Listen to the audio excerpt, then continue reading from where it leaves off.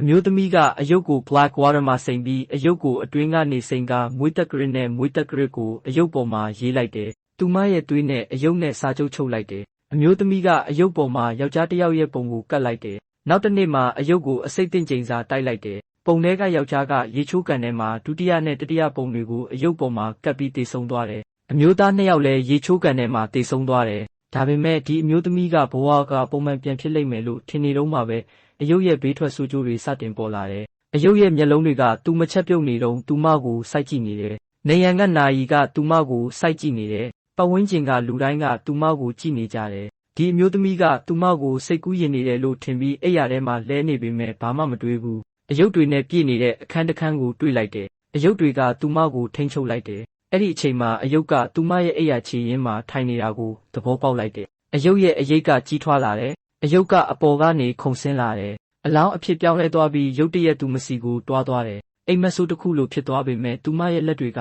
သွေးတွေလိုစွန်းထင်းနေတယ်။အကြောင်းရင်းကိုရှာဖွေဖို့သူမကြိုးစားခဲ့တယ်